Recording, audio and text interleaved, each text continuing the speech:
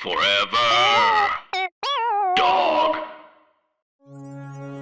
Warning, the following podcast may contain ruthless pinball racketeering, bat-wielding leather haters, and an evil horny energy. Patrick Monahan joins us as we share formative memories of our favorite arcades on podcast The Ride.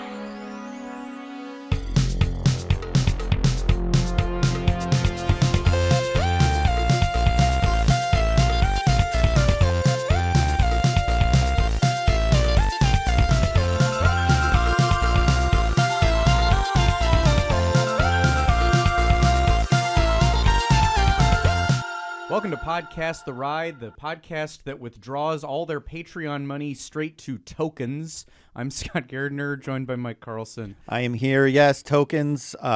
Tokens is something that I was obsessed with having tokens. And when you'd accidentally take a token home from wherever you were in an arcade, it would feel like you took like something wrong. You did something wrong. You stole.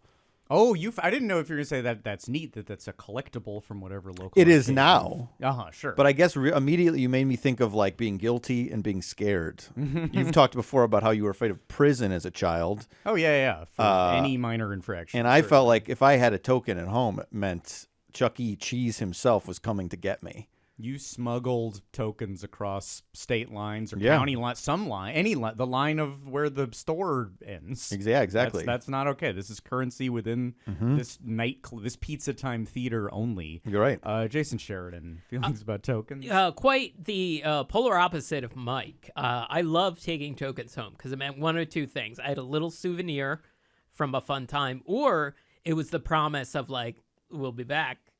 I get to come back and cash these in. We're going to have to. It would be a financial loss. It would be a financial loss. It's the reverse of like leaving something at a date's house, so you have to get that second date.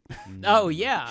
Yeah. I if my family was like, "Oh, what do we do this week? What are we doing?" I was like, "Well, we got to use that token. $2.50 in tokens. We've got $2.50. You would bring home a lot of tokens. Yeah, that's a well, heavy usually pocket. when people would tap out, every now and then you'd end up with like, we got too much. I accidentally put a 5. I feel like I was like when I was like, oh, you have 15 minutes left. I would just be like, feeding tokens into every machine to get rid of them. Burn through. Because again, Sure. you don't want to be shaken down at the state line. Right? Yeah. I don't want to go to prison.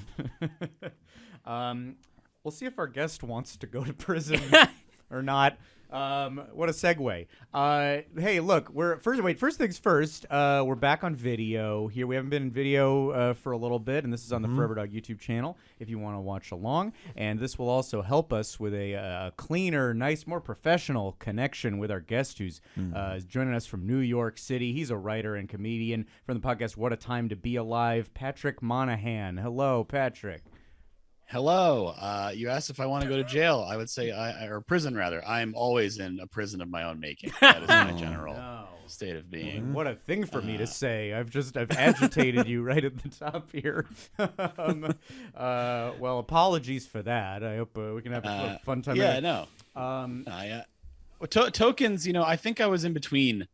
The different polls we've set up here. I would take like maybe 2 home. I'm not gonna like not spend 6 or 7, but I like the idea of having a little souvenir.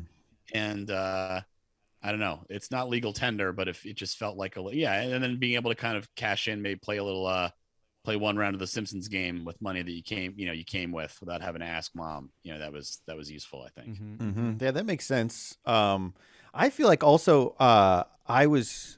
maybe this is something everyone shares, but I also was just like, I felt it was dirty, and maybe it was because my mom told me, like, you wash your hands when you touch coins.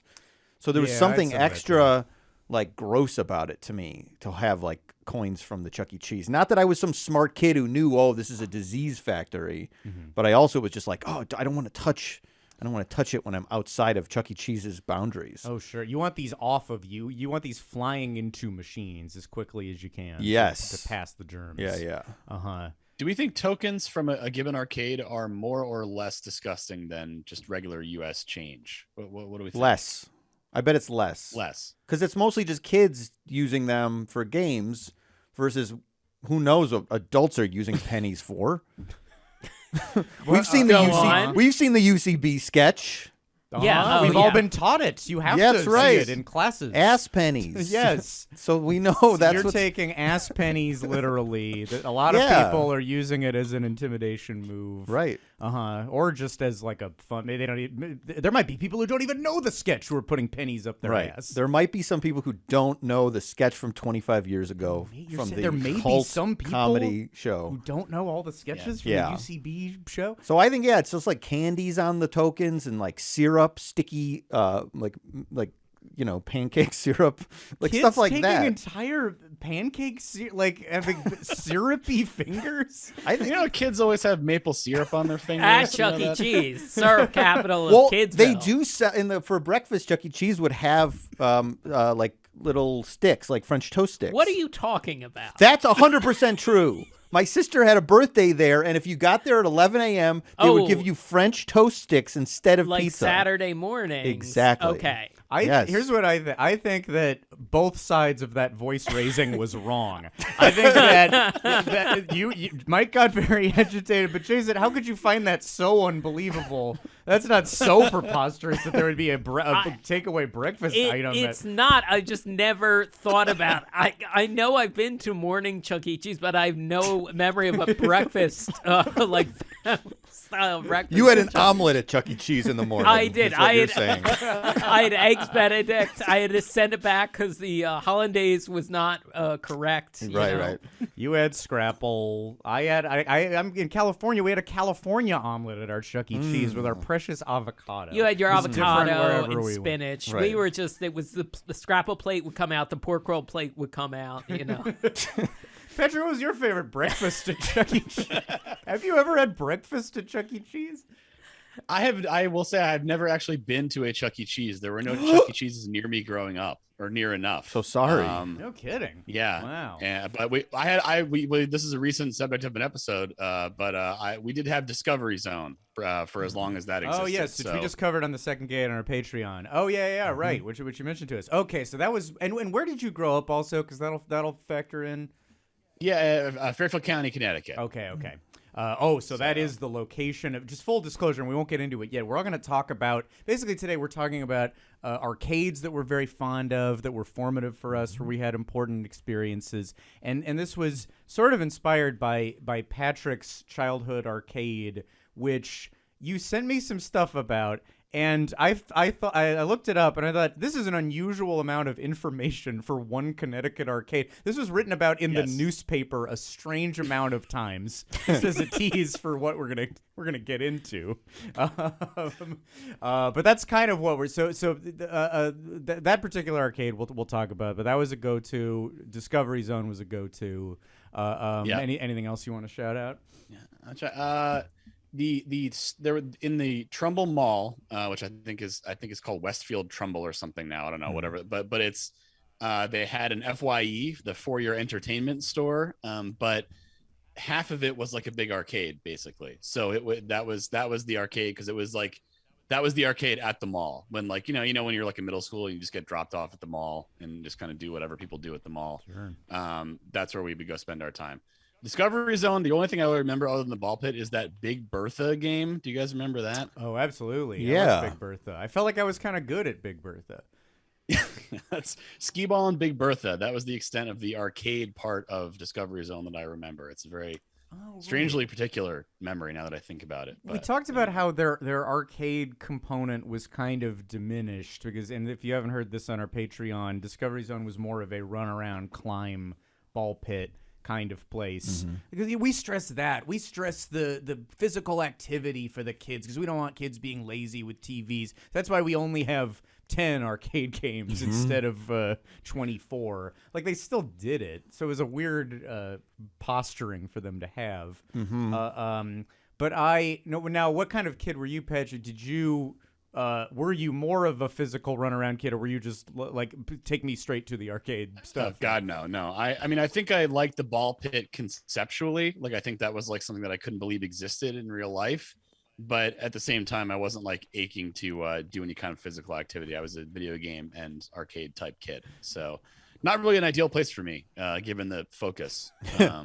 So Probably for a lot of kids. I think. yeah, I should say Big Bertha probably not around anymore, right? I mean, they're not making new Big Bertha machines. That's sort of messed up. Oh, interesting. Yeah, probably not.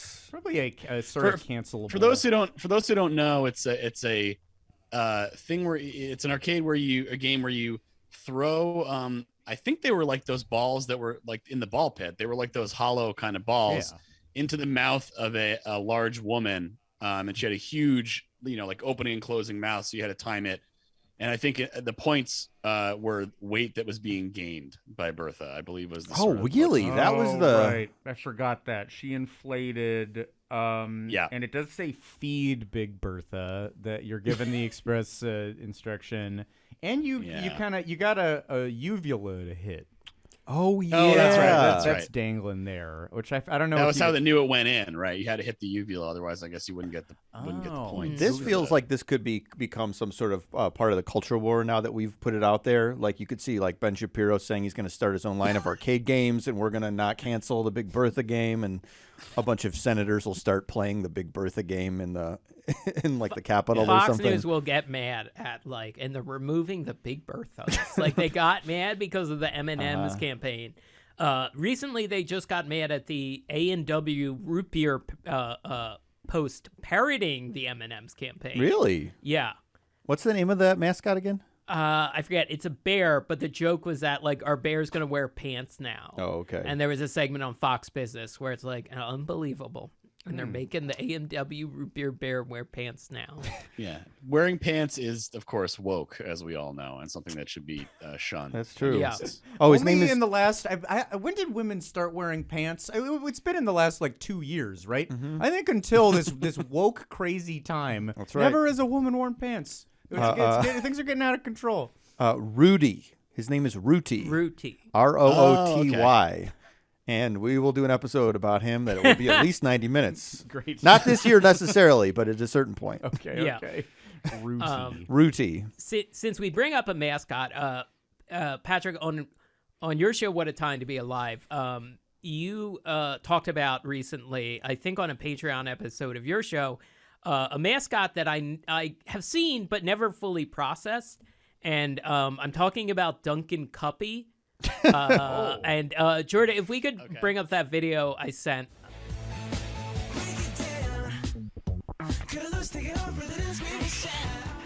So that's just a quick clip of titled "Cuppy does the hashtag D dance for dark roast at NASDAQ." That is Cuppy at the NASDAQ. Can you describe exchange. a cuppy? Also, this is a Dunkin' Donuts. thing. Anthropomorphic cup. It's a big cup. It's a big cup, and I was just poking around to see what cuppy I could find. And I guess 8 or 9 years ago, they did a campaign where they were pushing a new dark roast. And so there's lots of videos, cuppy dancing at Dunkin' Donuts franchises. Here, Dunkin' Cuppy NASDAQ. dancing at the NASDAQ exchange. And he's having a great time. What's his full name again? I've it seen Duncan it both Cuppy? as Cuppy and as Duncan Cuppy. So Cuppy might be his last name? Yeah, I've also seen feminine Cuppy. So I Okay. think there's an iced coffee Cuppy and a hot coffee Cuppy. Jeez, we have to have feminine cuppy, don't we? We just it all has to be. Is the lady the iced Is the lady the iced coffee? I think so. Oh. I think that's what I encountered. Yeah, we didn't get into that level of the lore. I have met only the iced cuppy. You met okay. iced cuppy? Oh, wow. Yeah, at a Jimmy Buffett concert this summer. What? There was What? in Massachusetts. Yeah, no, the cuppy was just there. It was not part of the thing. They probably got fired. No. I think you've completed was- the podcast The Ride bingo card already. Yeah. The first. Yeah, said all the Bob keywords. Iger was also there, and let's see what else. Michael Eisner. Michael what? Eisner was there. Unfortunately, Green Day. Green Day came out and Brian played. in the Setzer. encore. I don't know why these are on the card, but they are. Wait, I'm sorry. Explain these circumstances, Patrick. Oh no, my fiance's family, her dad is a big parrot head and his wife, and so we went with them. And she's also a fan. I am I would call myself a novice. What is the gross term do they just call me? They just call me a virgin the whole time I was there. Is that what they do? Like a Rocky, like a Rocky Rocky Horror? Horror. Yeah, yeah. No, maybe they were all these old people were just bullying me. No, I think it's like they call you like a Buffett virgin or something. Really? I think I don't know it's your this first term. show. Oh, huh. And it's just let me see. Buffett that. I mean, I version? guess that's look. It works because there's an alcoholic connotation, so it's like in Right. keeping with the. But it does feel like there could be something a little more Yeah, I'm looking it up. Buffett specific. Right, That because you're a baby pelican or something. right a baby pelican because you're a parrot head. No, there were people Baby wearing parrot. shirts that said like Buffett virgin, and they had like a shot glass, on a necklace. You know what I mean? I guess the idea being Right, you right. pour If them I look up something. Buffett Virgin, I get Sierra's Buffet Dining in the Virgin River Hotel and Casino first. Maybe this is just, I don't know. I'd have to go onto the various Facebook groups of different Parrot Head fan club that I am part of. I'm not like on the board or anything. I'm just following these groups on Facebook. Yeah. Bored. I'm just thankful that like they didn't like, because the thing is like I mean at these shows it's the boomer or just sub boomer folks, and there's a lot of kind of like sexual energy that I would prefer not to be Oh around, yeah, just in general. yeah. So Oh yeah, go ahead. so I'm just thankful that the expression doesn't involve like popping one's cherry or something like that. No one said that to me. I didn't Well, need you're to popping deal a with that. lime, traditionally. We went to a Jimmy Buffett concert at the Hollywood Bowl, which I believe was lacking in the horny energy of an average Jimmy Buffett concert. Because then I went to one in Anaheim right before the pandemic, and boy, was that a horny boat people concert. Yeah. Everyone Yeah. was drunk. We were getting like yelled at by like 60-year-olds in line. Well, 'Cause the they- Hollywood Bowl is kind of sectioned off. It's a little like That's part of there's it a for lot sure. of hoops to jump through to like get there, get Yeah. inside, and do it. But like, was the Anaheim one at Angel Stadium? No, it was at whatever is it the Honda Pond, Center? or whatever it's called. Oh, now, okay. yeah. But massive parking lot, right? Yeah. So they got tailgate. Yeah. Like the So only you could tailgate. And we of course went to the Sammy Hagar's Cabo Wabo Cantina at Hollywood and Highland first, and then walked up, boy. which was great. Yeah. But it was still lacking in that I would say evil, horny energy that you're talking about. The like sinister. It's not even yeah. good. It's not good. It's like the end of Hereditary when all the naked people are standing around. It's yeah. yeah. I don't know how else. I mean, they had like there were a lot of or we saw at least one where there was like a sheet of like that, like I don't know what to call it, fiberglass, but like clear plastic, and it had 2 holes cut out, and it was like put them on the glass for a shot or something along those lines. And it's just like, all right, what is the average age of the concert goer that is putting them on the glass? And I don't want to know. And then we walked by that, and again, it's just like everyone has RVs and stuff set up, Mhm. and there was like a group of like a half dozen men between the ages of like, let's say 40 and I don't know 50, 60 that were just kind of like pretending they weren't standing there waiting to see who would put them on the glass, but were clearly just far enough away that they had plausible deniability about wanting to see them on the glass. Yeah. So, It's our friend of the show. it's malevolent. I think you're right. Yeah, Evil is- there's an it's evilness. not- Our friend of the show, Anthony Gio, worked at a concert venue in Indiana, and he said by far the biggest maniac crowd was the Buffett crowd. Worse than any metal show or anything. The Buffett crowd was just it was anarchy because there was a lawn. It's one of those places. It was like an amphitheater with a big lawn, Yeah. and it was just debauchery. People definitely had to get woken up that like have like kids in Yes. college, like to get like kicked out of Yeah, there, yeah. like an hour after the show Yeah. ends. Yeah. Mhm. I mean, I went to Billy Joel, which is probably the Long Island version of this as well at the Garden a few weeks ago. And it was the same. It's like, man, these ladies are out of control is something I said about like another adult. Like, this is too much. Like Penn Station is just a war zone after that. because these are people that are not used to being told like they can't do something. You know what I mean? Yeah. Like, what do you mean I can't like sit in the stairs? It's like, well, if something happens, people have to be able to leave, or just because they want to go get a drink or something. Oh, okay, whatever. I'm just having fun. That kind of thing. Just very, Yeah, and that turns hostile very fast. Anyhow, Buffett is a much sunnier version. Some of the Billy stuff was getting a little dark. I think. But people probably come to these things ready to fight. So it's on their checklist Oh, of things yeah. to do tonight. Hoping Yeah. to fuck, hoping to fight. The 2 Fs. I want to hit all the 2. 2 Fs in Buffett, 2 Fs for what we're going to do. Oh yeah, lines up with his name. Yeah. Yeah. Something else is in his name. Mm-hmm. Do you want to steer back to some arcade stuff here? Yeah. Sure. You mentioned this FYE, which is very strange. That was the childhood. Because that's a music store, like a poster store mainly.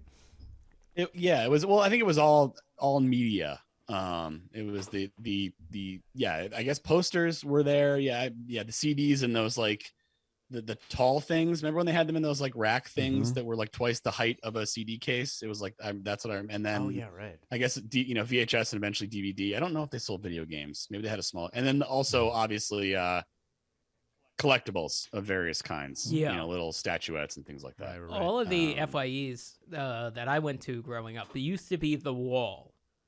It was The Wall got flipped to FYE. And The Wall was the name of the store. The Wall was like all okay. music, and I remember you could take any CD to the front and go like, "Can I listen to this?" And they had listening booths. And then Oh yeah. it was kind of like more like a Borders, in that it was like kind of dimly, a lot of dark colors and stuff. And then when it became FYE, it became very bright. And FYE to me always seemed like a store that as soon as it opened, it was flailing. Like Discovery Zone had a few years where they were really going strong, and then they started to lose their way. FYE immediately seemed like this is a sinking ship. Media is changing, and I'm scared. FYE would feel like it would feel like anytime I've been in one, it feels like a Spirit Halloween in the sense like, oh, they just threw all this stuff up on the wall, I guess. Like, oh, okay, because they have a lot of stuff I would like, collectible, etc. But you'd be like, oh, this is on its way out, right? Or this is a temporary store. Yeah. But it hung on for a while. Yeah. But yeah, it always seemed like they're planning on being out of there in 3 weeks. Yeah. As fast Yeah. as they possibly They could get everything in a big sack and get out the door pretty quickly. Yeah. And it's funny that I'm saying this because all the arcades I have notes are gone, are pretty much gone.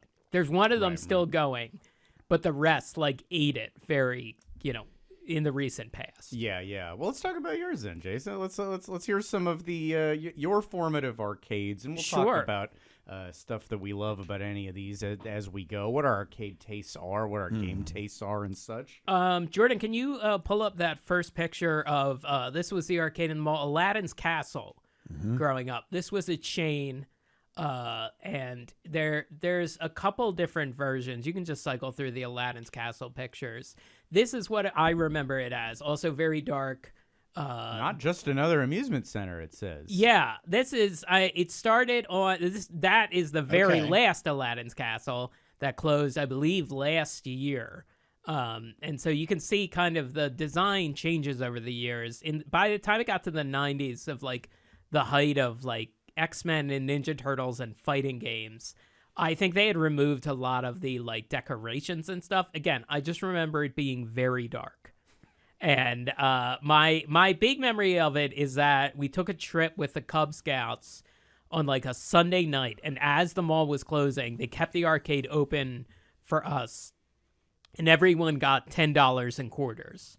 And when everything cost a quarter or 50 cents, we were there for a few hours. You could really make that last.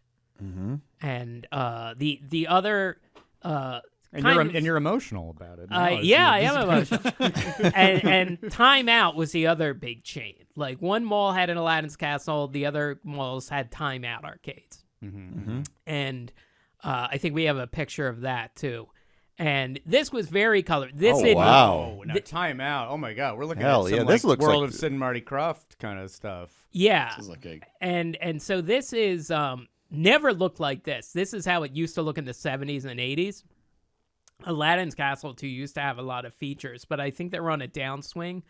And also, look, not to keep being gross, but if this picture that we're looking at, as kind of you descend the layers, and then Go towards ahead, the go back, ahead. it gets more kind of oval shaped. I don't know. Does this remind Well, anybody are- of Yeah, any it's a type little- of canal? Are you or, saying birth canal or rectum?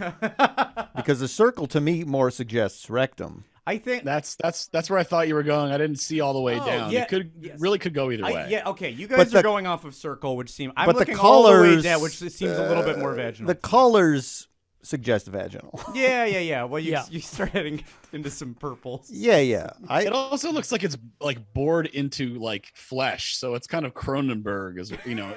This It looks- doesn't look like it's a natural orifice. This looks like that AI art that's been going around where people make like fake movies from the 80s. It's like David Cronenberg's Arcade. Yeah. That one about the arcade. That Yeah, turns out it's to like be a a giant crutch. Living woman who an arcade is in her Yeah. vagina. The timeout tunnel is much more suggestive than Yeah. probably Jason imagined. When Jason, we're- So was it like this? When No. Okay. Both of them were just like neon sign, no decorations Oh, inside. By man. the get to time, pass through the tunnel. no, I think this is a holdover from like the Way in. 70s and 80s because when the rise of arcades kind of lines up with the rise of indoor shopping malls, because before that, Right. before arcade cabinets, there were pinball machines, but those were like sleazy. They were like in bars and bowling alleys and stuff, and often run by the mob. Like the pinballs were? Pinballs were. pinballs and jukeboxes and slot machines were like of a piece because it's an all cash business. That the rest of the business and facility was not, but they ran the machines specifically. Yeah, somewhere down the line, there's like old photos of like just piles of destroyed pinball machines and like the local sheriff giving a thumbs up because it was just seen as like gross and seedy. So Wait like, a minute.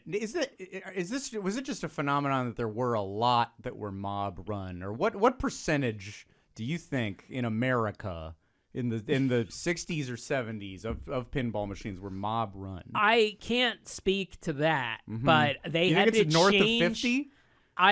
I don't know. I think they had to change the perception and like having these Dago colored family oriented centers as arcade cabinets, as Pong and Centipede and all these early games are starting to catch on. Yeah. Like it became a real profitable place for like your Aladdin's Castle or your Time Out. Aladdin's Castle eventually bought by Bally's, the slot machine company, and then bought by Namco. And at some point, Namco owned Time Out and Aladdin's Castle. Do you think that the mobsters who ran... I knew this would be back to mob immediately. Jason's going to talk, and then as soon as mob could... I ignored what he just said. I ignored the Yeah, last okay. couple sentences of what he said. I I don't even know. I Too knew unusual to not talk about We got to go more. back to the mob room I and the didn't pinballs, which discover I'm not this at the saying last you're wrong moment. either. Like I was baking, and I was like, "Oh, this will be an oddly enough thing, or we're gonna talk about it for half an hour." It'll be half an hour, so Yeah, Mike, okay, continue. Yeah. I mean, I was just going to introduce some comedy ideas here, really, so we don't have to actually have a real discussion about it. But like, was that like a lower level of the mob, or was it the high level guys doing the? I Like, think was there they- like a lower level mob? Like, yeah, I'm into pinball. I do the pinball circuit, and you're like, oh well, I run drugs. I'm the guy who Wife's does. like, you're a fucking loser. Yeah, right. You're a loser, You're the Tony. pinball guy. Pinball small potatoes. Yeah, well, we got an Addams Family machine coming up, and all the kids are gonna put the tokens in it. And it's like you're a loser. You get out of Neighbor, my the house. Irishman steals steaks and he paints houses, huh? You're not doing as well as Henry down the street. He's friends. Henry Hill. He's friends with the Teamster guy. Oh, okay. Well, we got a Laverne and Shirley machine coming out soon too. That's been off the air for 10 years. We couldn't figure out the rights. You know, but when the ball goes up, you get it right in Lenny's mouth, and the kids are gonna love it because he says his catchphrases. I like imagining that they were mob run until like the death of John Gotti. Like I love the idea that it's like we're talking like the Terminator 2 machine is mob run everywhere it was. We're partnering with Cameron. It's a John- big deal for real legitimizing. John Gotti took care of the city. John Gotti got us a dozen Kiss slot machines. We were never on tilt when John Gotti was. Do you think anyone got killed over pinball? That's the how far did this go? I probably, Like, if that is true, probably. that's tough stuff, man. Your last few moments, like real. Okay, all right, this is it. This is how it ends. Or Yeah. we killed with pinballs. If you could get the right projectile to I mean, they're bullet-esque. They're silver. They're hard. Mm-hmm. If they came flying hundreds of miles an hour at you, I think you could kill somebody with a barrage of pinballs very easily. I think, if you took the back off of a pinball machine and just pointed the pinball machine at your enemy and just shot the pinballs from the whatever that thing is, the spring. Yeah, like in Goodfellas, when Pesci thinks he's going to get made, they're actually lining up a pinball machine behind him. Yeah, they took the back off of it. Oh no! Oh, what the F? Yeah, Bad news, multi-ball. I have one more arcade. This one a little more wholesome. This one is still open. If you can bring up the pictures of Jilly's Arcade. This is on the boardwalk in Ocean City, New Jersey. Still going strong. And for a long time, it was one of the few 24-hour businesses on the island of Ocean City. And this is how it looks now. And they have expanded the Jilly's company. That's how the storefront, I remember it, a little less intense, a little less decorated. And then there's one more picture of like what it looks like inside. It's a big, tall ceiling. I see a Rolling Stones pinball machine. They have like every pinball machine. I feel like Batman Forever, but is it Dark Knight? That's Dark Knight. It's Dark Knight. It's got Ledger Joker, I I was think. hoping it was Batman and Robin. I assume that Be existed, great. this pinball. I was there Spider-Man last movie. summer. I think I played the Munsters machine. Sure. But they have so many pinball machines next to each other. I think they have a lot of the music and sound effects turned down because I think it would just sound like hell. Sure, if they were doing it.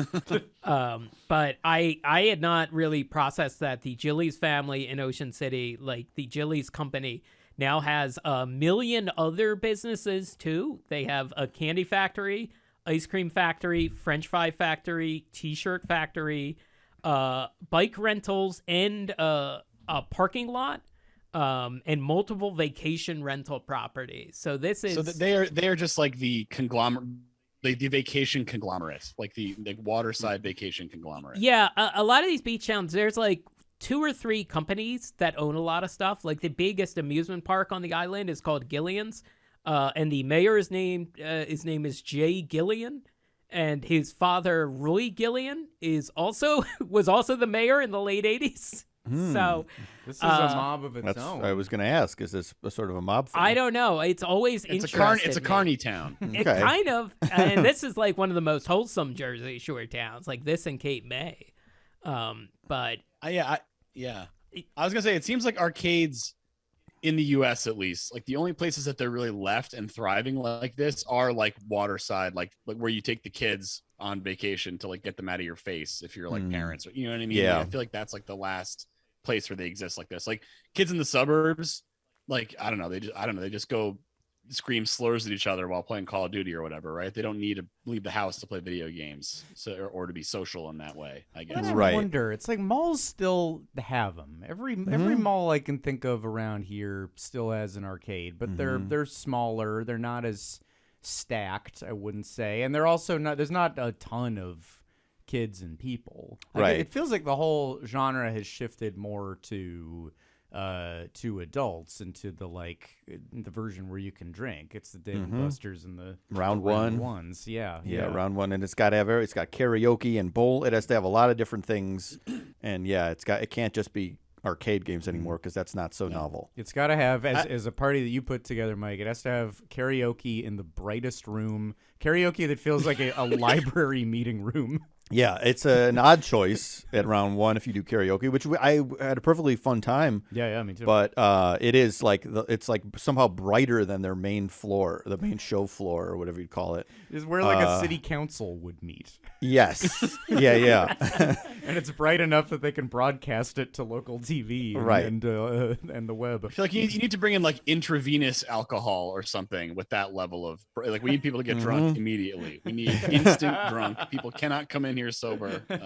yeah, That's karaoke where you can see the wrinkles in veins in someone's face. The dream. But yeah, I know what you mean. I'm looking forward to, by the way, speaking of how everything is becoming like drinking and video games, I think we're all around the same age.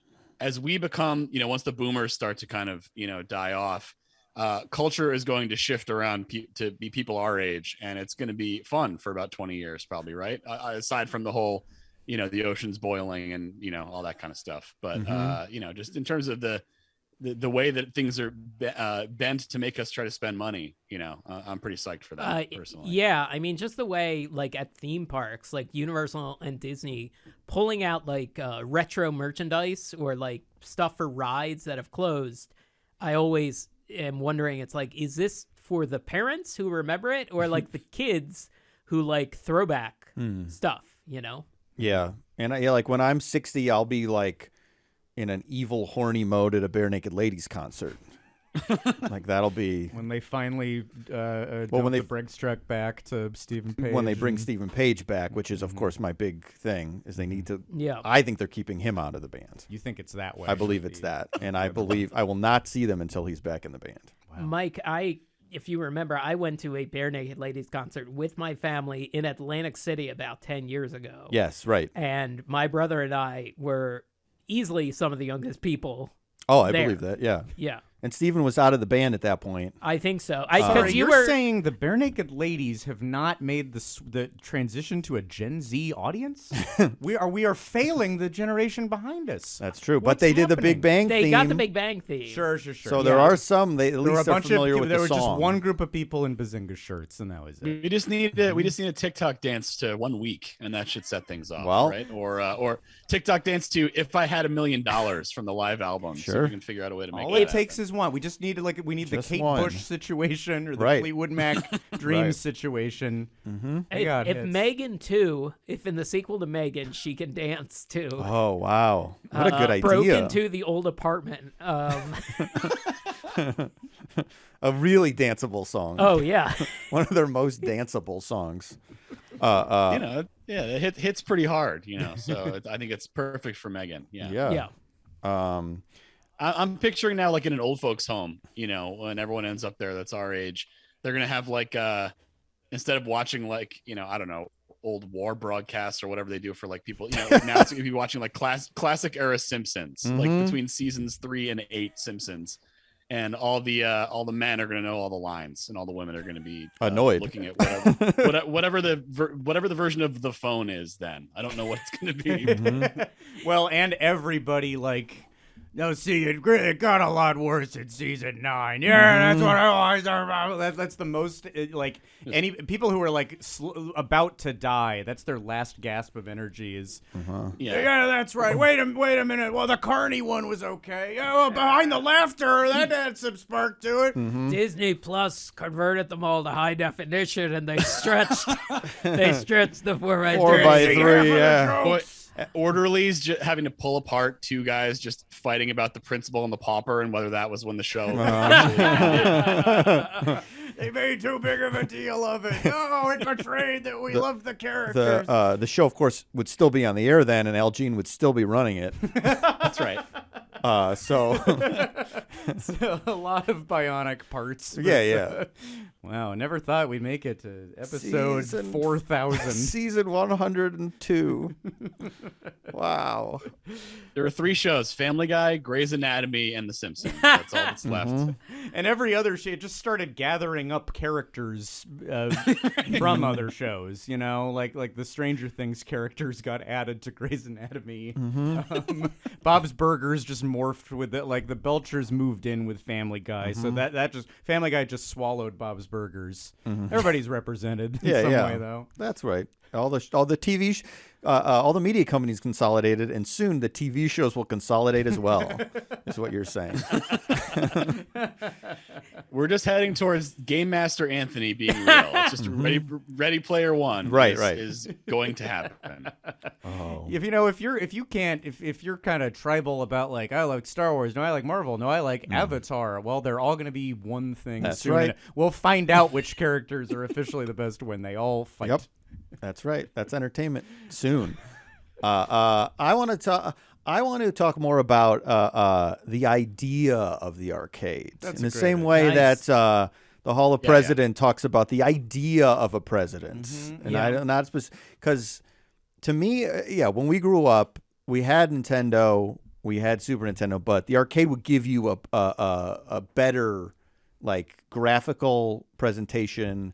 It feels like it was a different, like a high octane version of a video game, especially if it was like a racing game and you got to sit in a seat, because it finally was like it was obviously like more horsepower, whatever the actual name of a graphical processor, whatever that is. Was there even the issue at some point of like, can home consoles ever be as good as what you can just drive a short distance to go Probably. do? 'Cause Probably. you forget what a big sea change it was, that it was an arcade-centric medium, and then it completely switched to a home medium. Right. I'm not smart enough to know exactly when like that threshold was met. But it feels like around Nintendo 64 is when you start going, oh, this is pretty good and pretty close. Like I think graphics were still better in arcades for a while longer, but But in you're my picturing like a mind, Cruisin' USA type, like, well, that like Yeah. like there's bigger, flashier stuff if Yeah. you go to a place to see it. So yeah, so all this stuff like we've talked about on the show before. Enchanted Castle was a crazy place that I loved, which had so many arcade games and had an animatronic show. Of course, the Jam and Jesters. Oh yes, this came up because of Sally Dark Rides on the Patreon, correct? Yes. It was this really odd only there animatronic And now show. gone. Okay, But it involved a lot of songs from the musical Pippin. For some reason, there was a lot of Pippin in the Jam and Jester show. But yeah, there was an Aladdin's Castle as well. But I remember just being in the same way that I would go into like a retail store and be like desperate to find the toy section. Anytime we went to like a roller skating party, an ice skating party, I had my eye on where's the arcade. yeah, And when I think about what the most exciting arcade was for me, it was in Poplar Creek Bowl, which was a bowling alley that had 3 or 4 games, and it's still there. It's still in Schaumburg. And it was primarily because I was so obsessed with Ninja Turtles that it had the Ninja Turtles game. okay. And in the same way that when we'd watch a movie in school and the New Line Cinema logo would come up, I had a mono focus when it came to arcades, and it was, do they have that Ninja Turtles game? I love the Simpsons game. I liked a bunch of other games, but I was almost more consumed with just being near my friends than I was being with a big bunch of options. Especially when I was little. When I was a Yeah. little older, there was And other wait, stuff. by your friends, you mean the Ninja Turtles? Yes, is I what thought you're that was saying. clear. Yes, yeah. Okay. Just make it. It's possible that there could that's be fair. friends around. No, I but had no. I was going to say this: the actual social aspect of arcades were a big Yes. component of their success, because with malls sprouting up, like parents could leave the kid with a few bucks at the arcade and come back. Now, my mother would not do that, but that was for sure happening. But I remember, anytime you'd go to a place that you kind of got like a sense like, oh, this place might have a couple games, like I would be almost more interested in that, primarily for Ninja Turtles, than the actual activity. I like bowling fine, but I wanted to just stay in there and wait for the older kids to be done playing the Ninja Turtles game so I could sneak in there and play.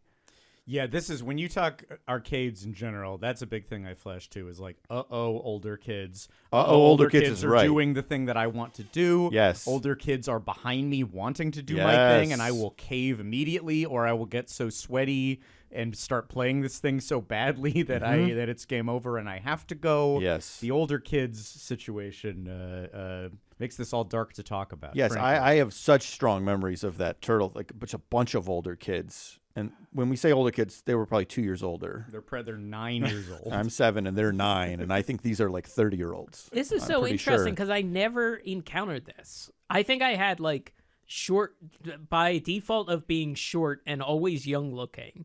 They probably all thought I was 5 or 6 years younger than I actually was, so I didn't get in any trouble. But I'm remembering it was another Ocean City arcade called Aquaport, and that was by like the center of town. It was by a big ice cream parlor, big playground, and that's where the teenagers would smoke and poorly skateboard outside. But it was more of an ordeal to go there. So you were it was never- more of a rigmarole. You were never scared of them at the arcade, the older kids? No, Really? yeah. This is wild. Patrick? Yeah, Older Patrick? kids? Do you have an Yeah, older kid I mean, phobia? I don't think I definitely didn't have any run-ins that I can remember. I think I was probably intimidated, but I also I never played anything that was competitive unless I was with like, you can't leave play the computer in like a fighting game and leave the option for somebody to come in, because then you could get beat and it's embarrassing. Yeah. Or whatever, right. So you got to make sure you have a pair for that. But I mean, other than that, I played a lot of like the, X-Men or, anything with the 3 screens, or like you said, Ninja Turtles. Yeah. The 4-player kind of remember, thing. Yeah. Anything that was like Simpsons was that way. I mean, X-Men. certainly if there were older kids there, I would find something else to do. That's for sure. Okay, so you weren't afraid of them, but maybe you steered clear. I'm not gonna like put my quarter on the, you put it on the little things to mark your place. Like, I'm not doing that. Right. When there's somebody who's 11 there. Oh, or whatever. 11. Oh God. Yeah, because like also I remember even when like fighting games really, like Mortal Kombat, which we've talked about before, I was obsessed with playing Mortal Kombat with the blood, and I had Super Nintendo, and Super Nintendo did not have blood in Mortal Kombat. It would not allow it. And I hated that. I wanted to see the blood. I was a child who loved blood, I guess. But it felt like adult, or whatever. Now, but could the blood situation ever come across your mother's desk?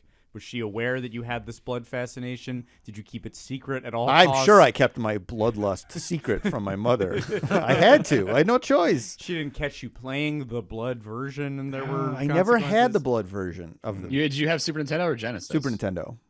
Yeah, so you couldn't get the blood. Couldn't get the blood. because that was only on Genesis. That was Genesis's like main selling point, was the blood. Yes. Was Mortal Kombat 2? Didn't Super Nintendo allow it to have? Did it have the blood?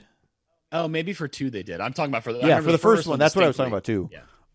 But anytime I would try to play it, I would never win a fighting game in an arcade. I never won a round. Yeah. You get killed by an older kid. Yeah.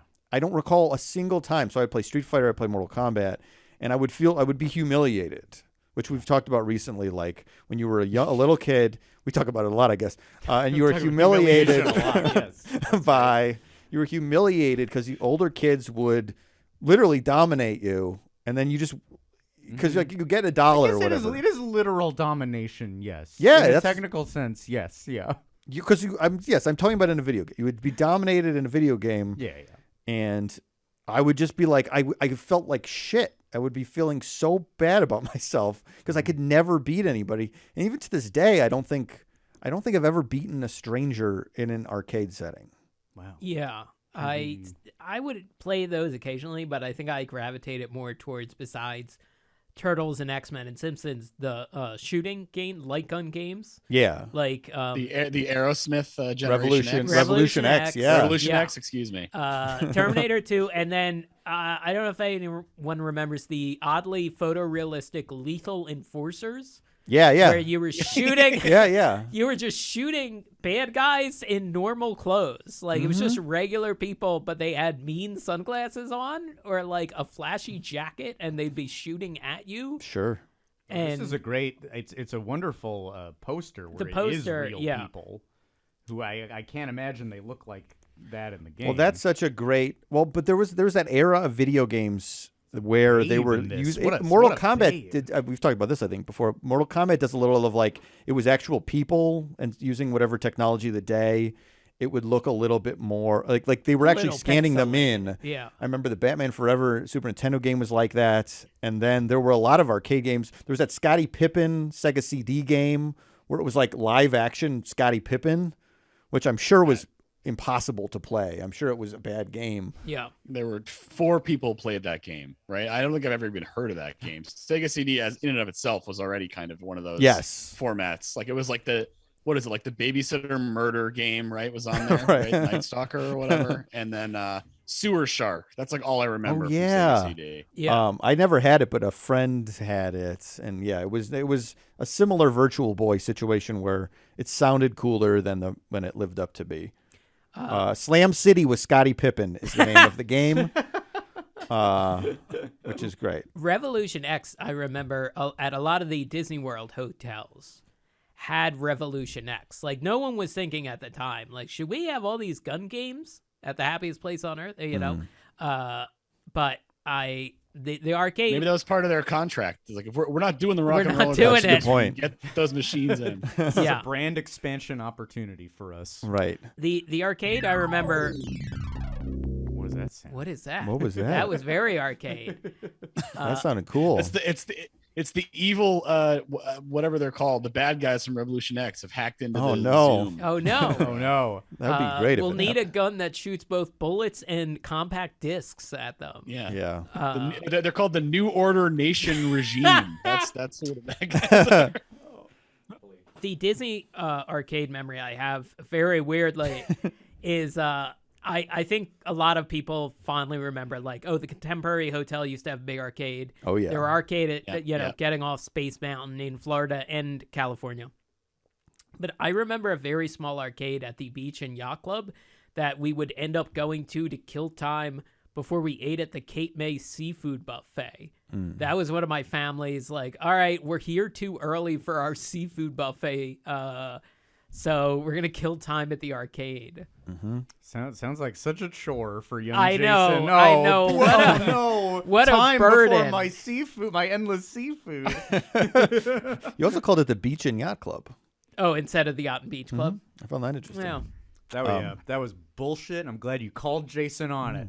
I'm getting my ass roasted today. I considered that a roast of Mike for Oh, okay. Yeah, thinking yeah. that was enough to care about. Just to to clarify where my roasting is intended. Yeah. He roasted me.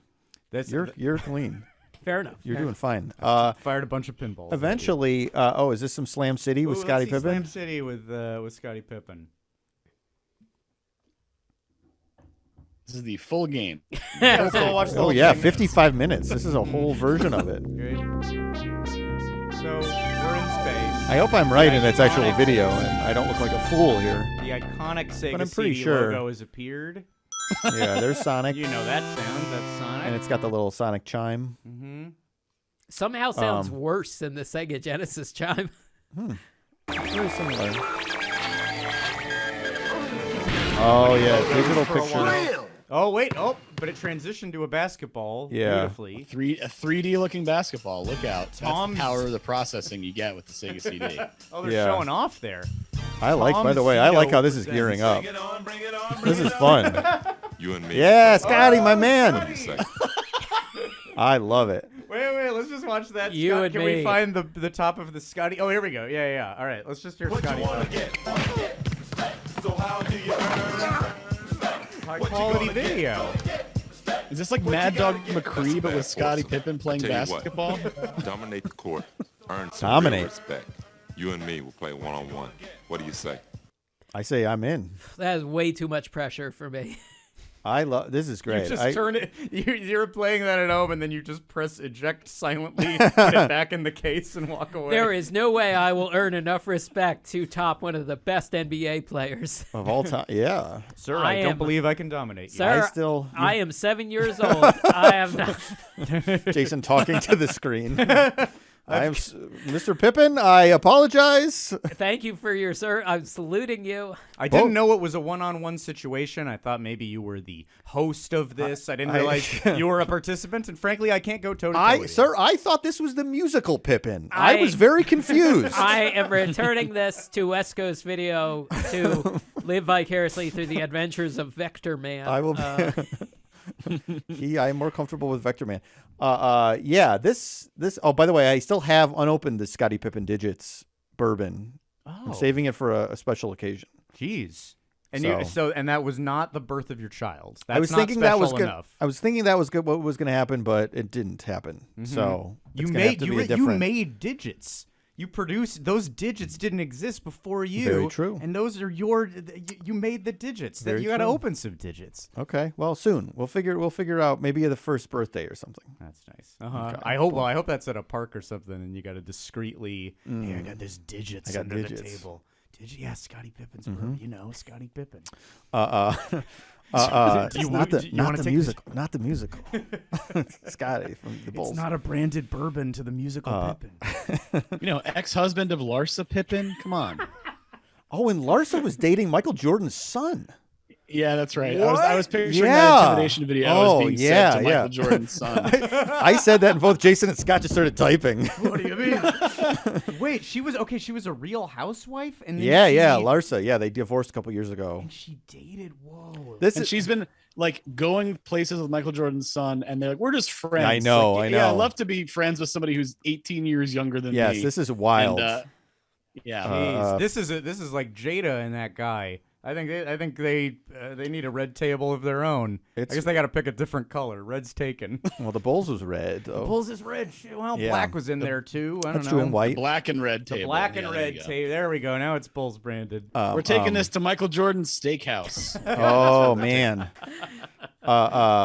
Real quick before I also we should just do a future episode on this. The arcade shows of the era too, like a Nick Arcade. Remember Nick Arcade, of course. Yes. Yeah. Oh, And then Nick Arcade was a dream. A Oh my dream. God, it probably was the dumbest thing in the world to try to play. But man, when I was like, I'm in the game. Yes. I can't believe this. Like, yeah, Probably a nightmare. nightmare to play it. do. super At not the end fun. of the final have to the assume, final yeah. round where you go inside the game.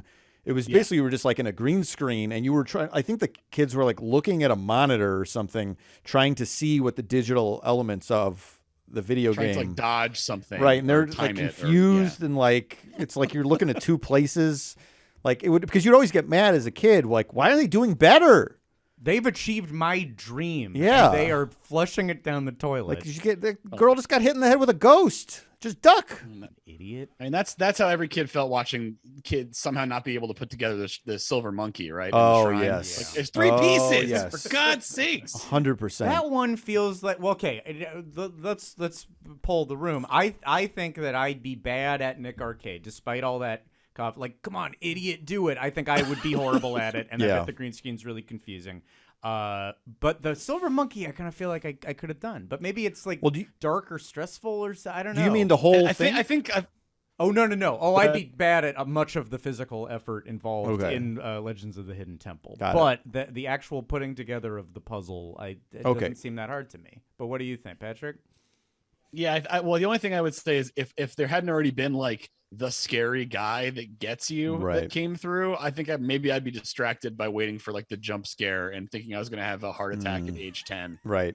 Maybe that would like derail the monkey, thing.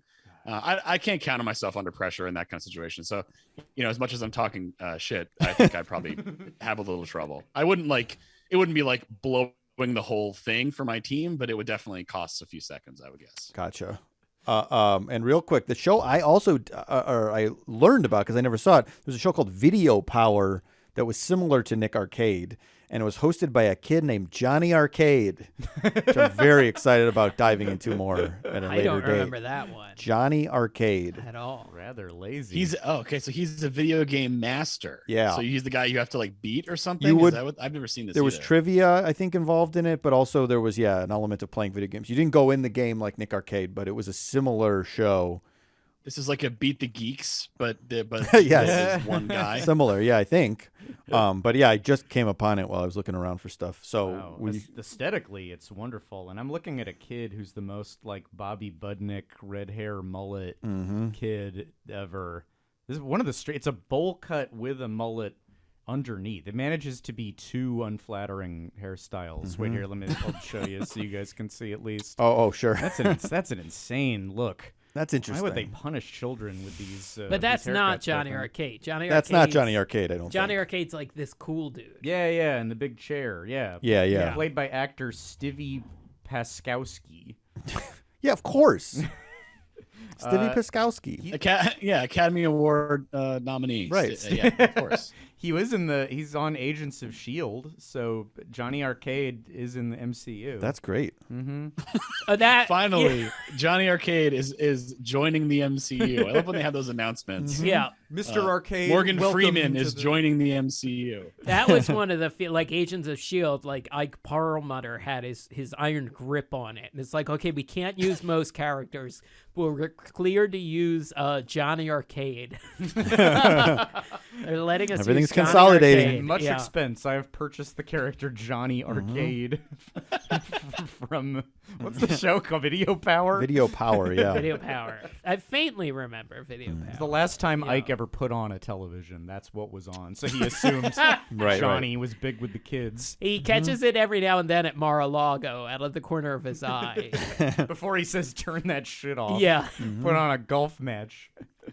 No, this is like a Haim Saban thing, apparently. Oh, I didn't actually know that. Video Power. That yeah. makes sense. Wow. Another kind of like notorious, odd, right? He's like a cantankerous Scumbag. weird guy. Like, he's a yeah, scumbag. yeah. Uh-huh. He's a big time political donor, but made a lot of his money underpaying all those child All the actors. Power Rangers. All the, yeah. Yeah.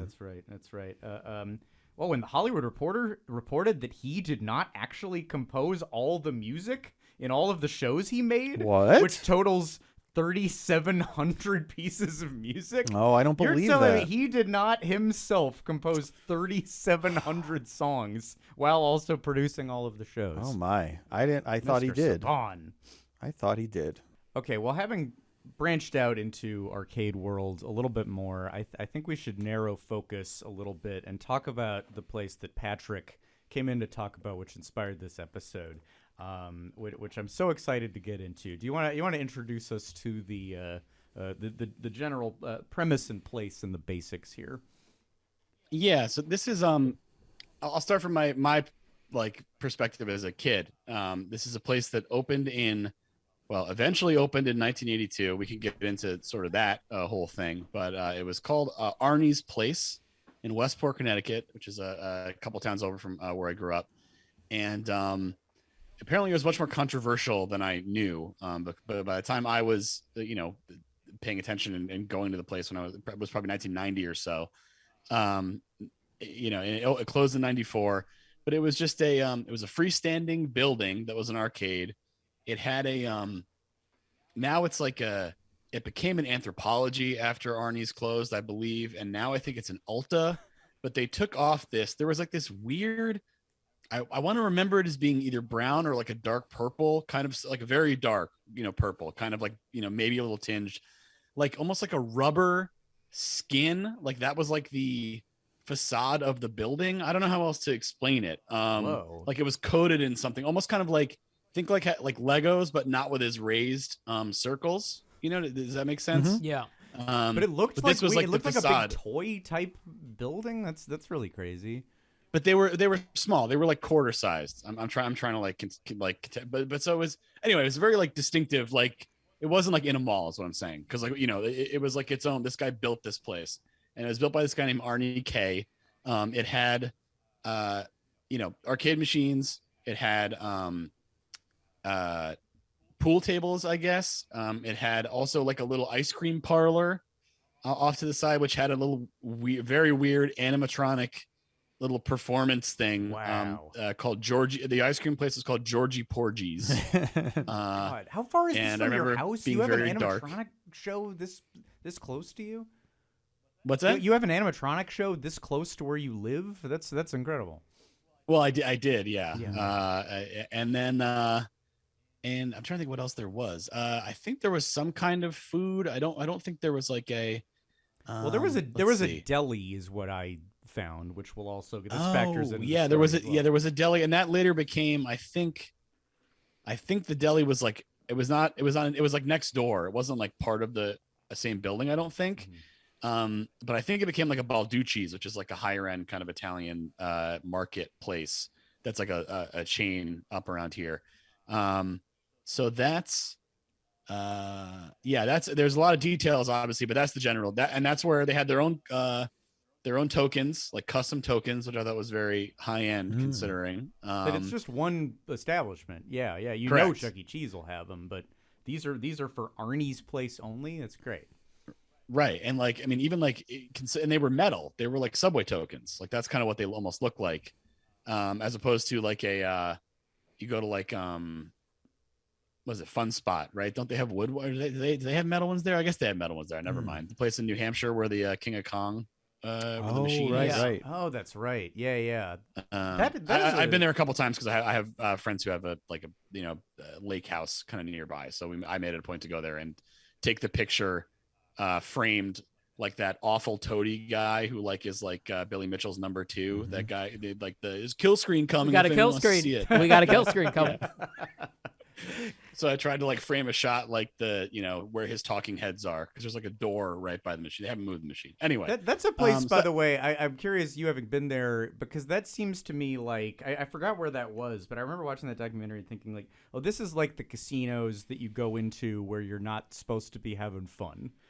Sometimes you walk into a casino and the vibe is not good. I need to leave. These are all people playing hardcore. They are glaring at me because an outsider has come in. I need to get the fuck out of here. That's always the vibe I assumed Fun Spot would have, just given the insane nature of everybody and the very competitive nature of everybody in King of Kong. But is that true though? Is it fun in Fun Spot?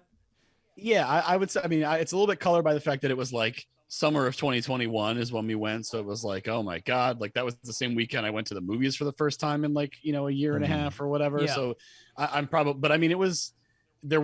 I think probably when they have that tournament or whatever, if you're anywhere near the Donkey Kong, machine, you're not supposed to be having any fun. But it's a lot of kids. They have a lot of stuff. They have those really old machines where you're just there's lights that are moving and you're just trying to hit a button when they're on the middle, they're really old, trying to time things, and then you exchange your tickets for spider rings or the classic, all those classic kind of toys, all that stuff, or a joy buzzer. It's kind of old timey, but at the same time, I would recommend it. It's a good place. It's huge also, which is kind of fun. They have every kind of old arcade machine in that hall where Donkey Kong is. Here's a question before we return to Arnie's. Maybe to touch on briefly, prizes. What are prizes that you want today? What are prizes that you wanted then? What's everybody's prize taste? A lot of the ones that I talked about weren't really prize centric, or if they were, I didn't really. Occasionally, I think Time Out had a small prize counter. Mm-hmm. But I think I was going to play video games, not ticket games. Oh, sure. Mm-hmm. Okay. Oh, so you were kind of out. You were not necessarily racking up a ton for. Yeah. I mean, I often with my family, and then around 12 or 13, if I'd go to the mall with friends, we'd stop in the arcade between the comic store and the pizza place, but then they all pretty quickly shut down by the time I got in my mid to later teens, Mm-hmm. Mike, prizes? Plush. Oh, okay. Sure. I needed plush and as much of it as I could get. And if it was, I didn't have a Chuck E. Cheese plush, but I think they had a decent sized one and I never got it. But I was looking for a stuffed animal. Sure. Or a toy, but they had more. I feel like they usually had more plush than they did some sort of good action figure. Right. Yeah. Patrick, prize taste? The shittiest little stuffed animal that you've ever seen in your life, basically. That's that's for 10,000 Yeah, tickets. that's impossible to get. Years of work. I'll just give you money. I'll give you $100 US. Right. No. For something that should cost $2. I don't think if there was any kind of prize situation at Arnie's, I don't remember. It probably was crooked in some way, I would guess. So I don't. But Discovery Zone, I was a big ticket collector for sure. Skee ball and all that. Probably Big Bertha. I don't know if you got tickets for Bertha. I assume probably. You probably did. Might be a ticket one. Yeah. I'm trying to think of what I would have wanted though. There was always some, I don't know, one of those dumb they're like a kaleidoscope thing where it's it's like a it's crystal on one end and it's kind of shaped like a funnel and you look into the narrow end and it's that's about the best you could do. I feel like a cheapo version of that. I never really collected a ton of prize tickets. So weird little tube. Right. Yeah. My just spider. I mean, spider rings always welcome. Oh, black or orange. Mm-hmm. Oh, sure, yeah. And thing about my favorite arcade memories, I had plenty that I went to growing up that I liked, but there were not a lot of stories necessarily. But my favorite time ever at an arcade was when I was on a Funny or Die shoot that was in Oklahoma City, It was a shoot that involved me acting as a massage therapist to Kevin Durant and James Harden. Okay. So that was an odd experience I got to have while Kate Upton looked on. This was a star-studded. These were the glory days of branded web content for headphone brands. But a whole group of people was in Oklahoma City, and we had time to kill one day, and we passed by a mall on the side of the freeway. Like, oh, that's what we're doing. We're going there. We went to the Quail Springs Mall, and we had the most wonderful time. It must have been a tilt. I think it was probably a tilt. And we played the Deal or No Deal game, which is a good one. I recommend that in general. You can like get a couple rounds of action on it, even if you end up losing. Like it's one of the, like roulette or something, where like, well, it's at least fun, even if you just eat it. But this brain trust of 5 folks that involved Andrew Grissom and Matt Mazzani, who've been on the show, and other friends of the show, Buzz.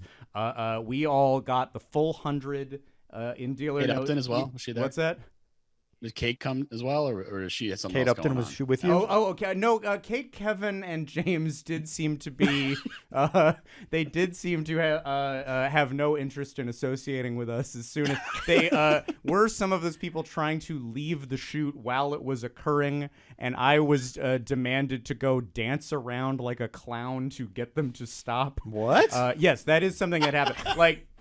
Yeah, here's the whole story. I was just brought onto this thing. It's like, I don't know, maybe we'll throw you in there, we'll give you a part or something, or you're like an on-set writer or something. And the basketball players wanted to leave. Like they'd been there for an hour and a half, and they're like, this is longer than anything should ever take. But they also heard one of them on the lav mic say like, hey, that dude's pretty funny, and I so that's some inside information. Like maybe that's a way. And they said, just go entertain him, go. And I literally had then walked up to these very famous basketball players, just like, hey, what's I just acted like, I mean, they were much younger than me, also. Sure. Yeah.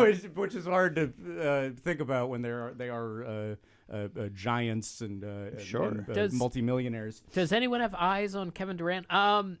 Yeah, well, I know we were all taking lunch. He said he was heading to the airport. Does anyone know what that means? Did your dancing work? It did keep him around. We finished Really? technically there were like all the shots were completed. Yeah, I did just like goof around as like I was a babysitter to Kevin Durant. Wow. In Oklahoma I've never City. heard this. This was an odd thing. And did you talk ever again after that? The relation, I mean, I should hit him up again because That's what I'm saying. I think he'll have such fond memories of that day. Remember Oklahoma City? He's probably been, probably been lonely. Like, sure, he's successful, but like, Does he have any thoughts? He misses true innocent fun. Does he have any thoughts on like the Matterhorn or something? He could do the show. I'll try to get a hold of him, but I think it's just like literally you'd have too much space in the All room, right? I fair. think you guys would have to. That's true. You're the tall one, so he's gonna replace you. Yeah, that's true. You could probably get a reply on Twitter at least, right? He's pretty active on there. So I'll send a nice screenshot of remember the funny massage scene you were in for 15 minutes. Hey, son, old pic of the two of us. Thinking of you. Yeah. Thinking of you, Kev. Anyway, the point is, in Oklahoma City, the victory like the Thunder had when we saw them the night before, we had a victory of 100 tickets in Deal or No Deal, and the game was right at the we basically fed the tickets out into the mall, like it was right at the door, so we just kept going into the concourse. And I bring all this up to say, having 100 tickets and then a group of dudes was so fun. Like, okay, let's put our heads together. What are the ultimate prizes that we want to do here? And I recommend these to anybody. Little parachute guys. Oh, yeah. Which we threw off the third level into the food court. Yeah, hell yeah. And donated them to some local 10-year-olds. And then this is a really good prize. Whether you have kids or you're a 30-something, hillbilly teeth. Do we have this picture, Jordan? Here's me in the Oklahoma City Disney store with, Wow. Look at that. I'm so happy here. We invented a whole lineup of characters called the Hokels. Okay. We had a whole mythology, us with our hillbilly teeth. Hokels. I guess, sort of like yokel, but with hokum added to it. And it was just like, Now the governor of New York, Kathy, one of your classic characters. Anyway, just fond memories of my Hokel days. If you Yeah. want me to bust out a little Hokel, I'd be happy to hear some. Yeah, what the heck is all this equipment in front of me here? I don't know about this big city equipment. I'm just a Hokel. Ain't nothing but a Hokel.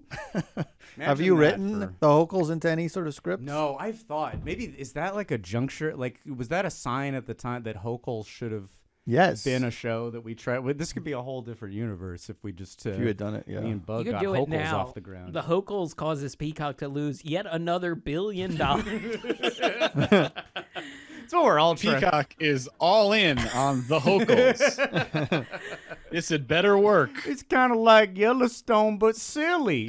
But all silly like. It's called Hokels. After an abbreviated first season, Poker Face canceled due to money being diverted to the Hokels. If only Poker Face was as fun as us, the Hokels. I still have the teeth. I use them as a Wow. Christmas ornament each year, and so you know that's a budget right there. We're already $4 ahead. We do already have the teeth. So Well, great. yeah. I'll get pitching soon. Anyway, that is I just recommend those as prizes if you get the chance. Here's Arnie's place. Oh great. Oh I didn't know we had Yes. this photo. Oh great. Okay, Wait. so Oh you this can- tells you you can kinda the- see. Yeah. Wait. This weird brown texture. That's kind of bumpy. It's brown and bumpy. Mm-hmm. Interesting. You know how you like buildings to be. I mean, it does look like a building that you'd want to hug.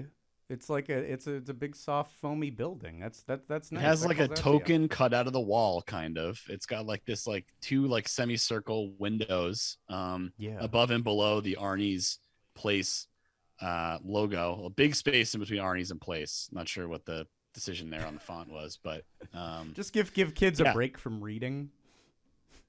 you read one word. Take a breather before you read the next. yeah, you read all day. You know, you come in here. You don't have to read in here. That's what you did in school all day. Oh, and look at this interior of my god! Like this Beautiful. really straight. Yeah, this is so glorious. It's like I don't know how do you describe this. To like every game is in this glorious like golden wood. Liberace's booth. bedroom is Yes. an arcade. Yes, just these big rounds. It's like incredible woodwork. This is like this is a top shelf arcade for sure. Every game has its own slot, its own peep show like privacy. Yeah, booth, that's and true.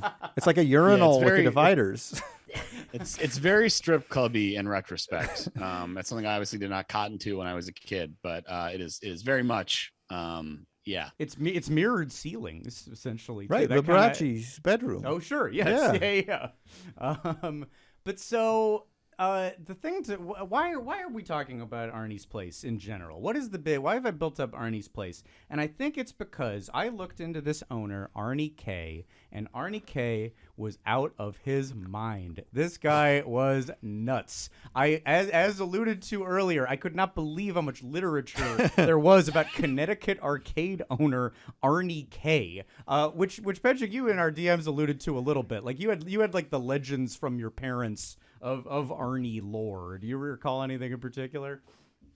Yeah, I mean, there was something about him. I remember being told that he like chained himself to City Hall or something because they were like the town didn't want it to open. Like there was like a neighborhood or town association or something that like opposed the arcade opening because, and this is all very quaint in retrospect, you know, but like it was 1982, 1981, I guess this was taking place. And it was like, it's going to be a hangout for teens. They're going to smoke and play addictive video games and et cetera. You know, they should go to the YMCA or, you know, school groups or church, or, you know, it's not very convincing in retrospect, listening to whoever the opposition was. But yeah, as part of that, I think he chained himself to Westport City Hall or Town Hall. And there's a bunch of other stunts that he obviously did or threatened to do. Let's pull up a picture of him. This is Arnie K, as in the New York Times. The New York Times covered this local arcade drama an astounding amount of times. I got a subscription so that I could read, not keep up with current events, but look up 1984 articles about arcade drama. For the listener, well, here, I'm reading this from the newspaper. Somewhere described him as a hulk of a man, probably around 350 pounds. And it was his dream to build a video arcade. He was the heir to a pinball fortune, which now, after what Jason said Now at the beginning, there's a lot of color in Okay, there. that I all did right. not- yeah, and I hate to profile off of his physical appearance, but you know, he's got a Paul Sorvino. Certainly thing has a going Paul on. Sorvino thing going on. So what does pinball fortune mean? I don't know. He's very, very wealthy. He lived in Connecticut in a house previously owned by a Gershwin, like George Gershwin's sister, Frances, who was married to the inventor of Kodachrome photography. So that's who had the house before, and then pinball heir Arnie K. So this is like clearly a very nice estate. And he wanted to give back. He wanted to give Connecticut kids like you some fun, but he ran afoul of something called the Greens Farms Association, who said, we don't want our town to become a city. That's what a, oh yes, I see what you mean. Oh, the so city life, but Yeah. we are but a quaint town. But he, in starting this arcade, he's like, this is not going to be, just some scuzzy kid hangout. This is going to be, a classy top shelf place. We're going to have attendants in blazers. Everyone who works here will be in a blazer. And I know that everyone in the town is worried about kids skipping school to go to the arcade, and that's why our 3 uniformed attendants will be on duty, and they will all have copies of all the school calendars in a 25-mile radius in their pockets. And so if a young person unaccompanied by an adult enters, we ask them, no school today? And then... It's weird. They said no school today while making this like a... Pay up, kid. Oh, there's no school. Huh? I hear there's no school if you can like scratch, Well, Arnie did his training, and then he did his off-the-books training. Yeah, He that's taught right. everyone the Yeah. gestures. So anyway, look, we're cross-checking the calendars. We have a PA system to announce the names of children called home for dinner. Imagine the embarrassment of Patrick Monahan. This is how I thought everywhere was all the time, actually, when I was a kid. I thought everyone would know if I ever did something wrong or like knew what, like they knew my name, they knew who my parents were, so I never decided to do anything bad. Michael Carlson, stop playing the Turtles game. Right. The arcade should know he got a B+ on a recent social studies test. That's Yeah. right. Right, like And as a you've kid, been I was gonna say, as a kid, Mike's motto was, "Call me whatever you want, just don't call me late for dinner." Well, that's true. Be on your Can't tombstone dispute too. that. I mean, there's something very quaint about the idea. You've been called home for dinner. It's like, well, unless your mom is outside in the Volvo, like this is not Little House on the Prairie. Like this is on this was on the Post Road in Westport. It's like a road that everyone goes like 40 on. There's car dealership across the street. You know what I mean? This is not like a walk home type, area. So just purely from a distance perspective, forgetting about, Right. Being on the side of like a main road. So yeah, mom's outside. So I guess if that's what's being called home for dinner is, then sure. The security guards but- didn't have like some sort of giant index of like, okay, little Billy's dinner is at 6:30. Right. Little Sally's is at 7:45. Mom gets home late.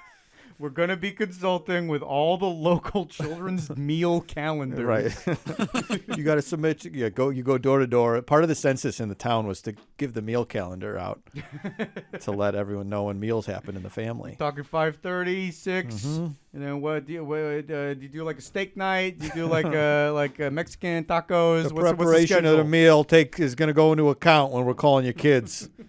So you got to tell us what is taco night? Is it Tuesday? You making a roast? Is it going to take longer? Can they play more because we got to have games? a 15 to 30 minute grace period depending on how hot your oven cooks.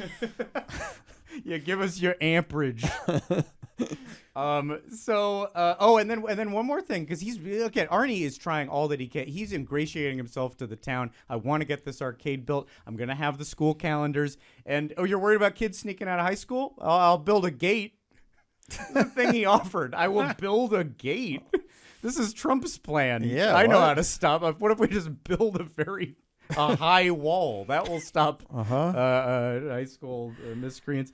But anyways, the city still will not budge. We will not open this place.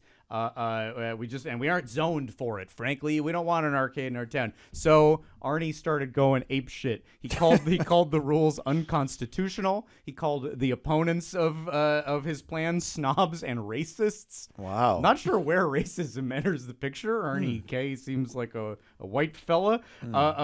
Anyway, then he, as you said, chained himself to town hall. Then he had a guy dressed as Pac-Man hand out $50 bills to anyone wearing an I Support Arnie's Place shirt. This goes all the way up to the Connecticut Supreme Court. And then finally, dream achieved. It is opening. Great. Arnie's Place is open for business. 3 weeks later, it is closed. A judge orders it closed again.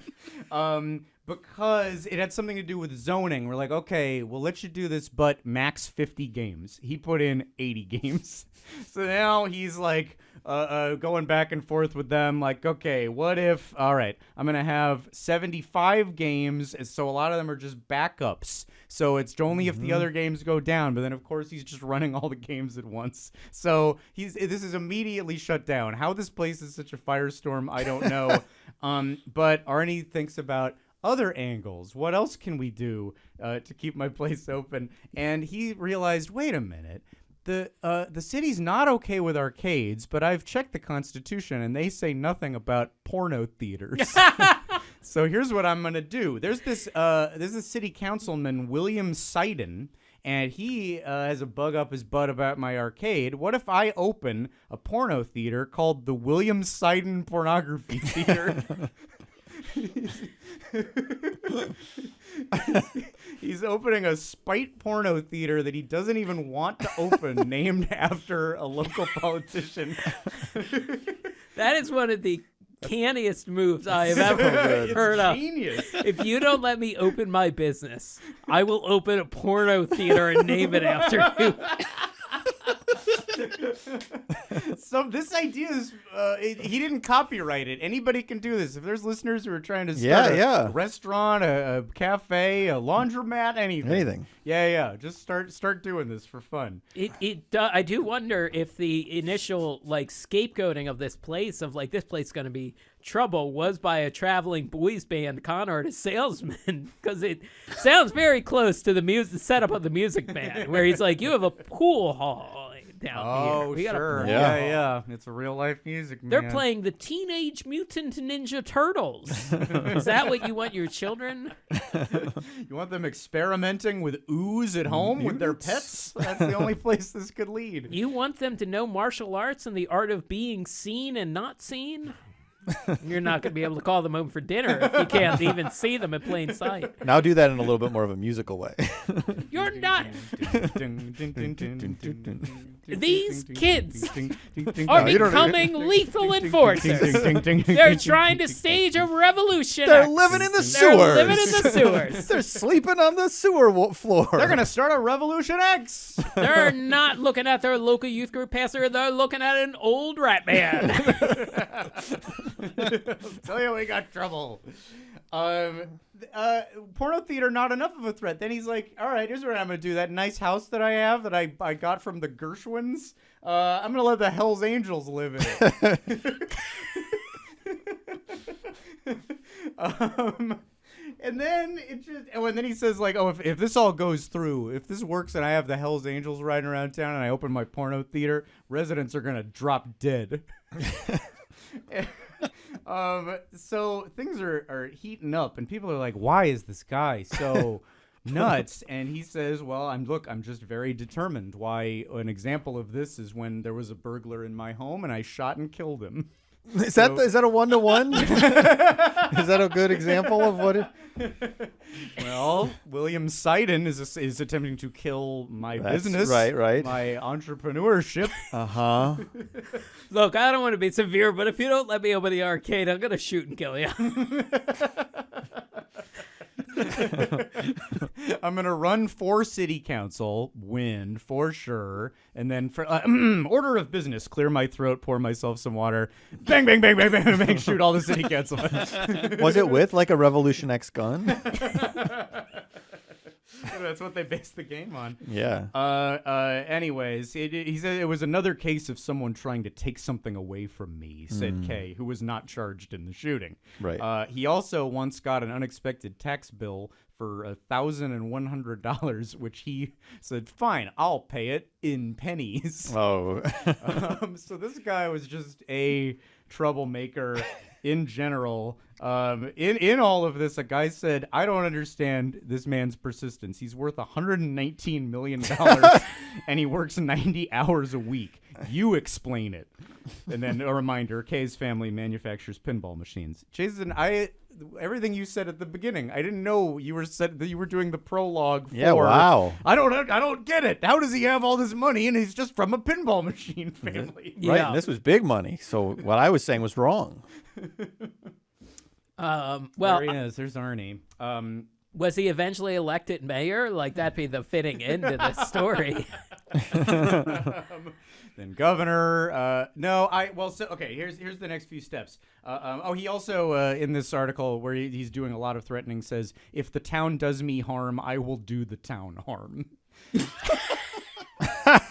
And all this is enough for Arnie's Place to victoriously open with as many games as he wants. Mr. Mayor, alderman, I've killed before, I've killed again. Now, on to my business today.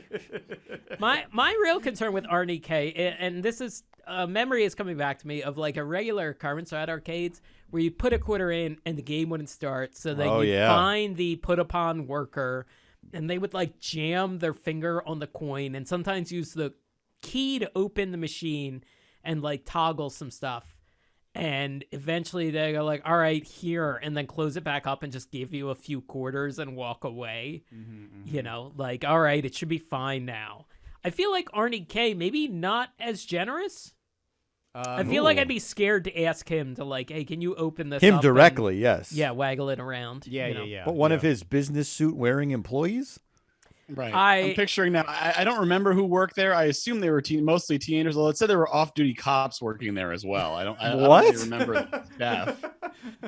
It is getting much more strip clubby. The more details you find out. But really? Yeah, I mean, I don't remember like everyone looking like Legs, from Fat Tony's crew or something. Yeah, did any of this vibe that I'm discussing, does this ring true, or was that in the past? Now things were innocent as far as you knew at Arnie's Place.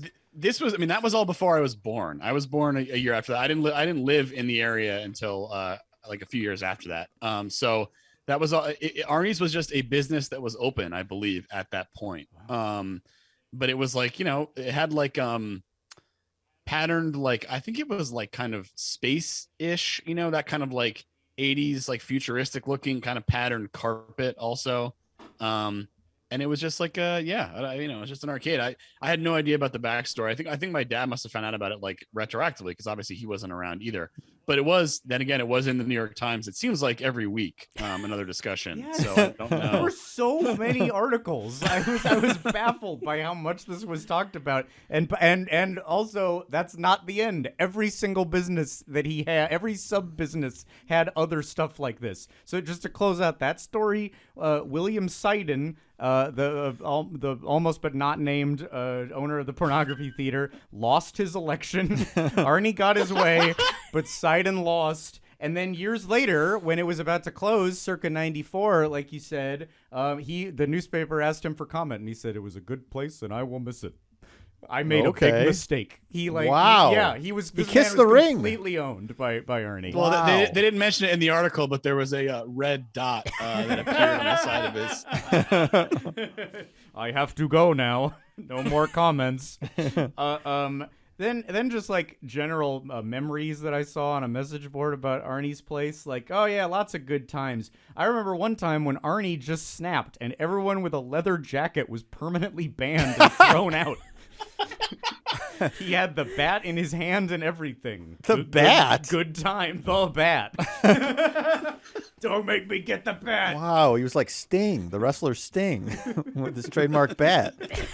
Wow. Yeah, he was up in the rafters the whole time. Wow, That yeah. was where he hung out. Arnie, yeah, every now and then a spotlight would come on Arnie. Then they had the whole thing where there was a fake Arnie also. Yeah, like the yeah. trick- Too many Arnies, yeah. The decoy. Arnie had decoys, like Saddam Hussein. Hey, are you 350 pounds in the Westport area? Would you take a bullet from me? Arnie's Pay you not minimum wage. here. Arnie's not here. His sons Uday and Kusei are running the floor today. That's right. Man, the bat. Yeah, the bats. And what do you to break down this story? Also, everyone with a leather jacket was banned. Why? It must have been What like was it? one kid with a leather jacket did something that annoyed him. Yeah. And So then he was that's just- it. You leatherati's. Yeah, yeah. You never set foot on Arnie's again. Leather blazers caught on in the 90s, so did Arnie have to go like back in his office and think about banning that kid? Yeah, come to think of it, I was a big leather jacket kid when I was 7. So my parents were like, whoa, you can't go in there like that. No, I did not own any leather, I don't believe. You can wear this anywhere, but not there. Don't want to die. Like, hide it in the bushes outside. Not allowed to bring that in. Maybe Arnie just heard like the song "Leader of the Pack" and he got really upset. It was like, no more. That's all doo-wop based grievances. Yeah. A lot of Jersey Boy. He hated Jersey Boys. The day they opened the door to the Brill Building, this country went downhill. All that popular music. He's a child. Child wearing a leather jacket. Yeah. Thank you, Jordan. Yeah, this kid, no, he's out of there. Arnie K would not allow him. That kid's up to no good. Leather jackets banned. Snapping in unison banned. definitely banned. Yeah, Can't do definitely banned.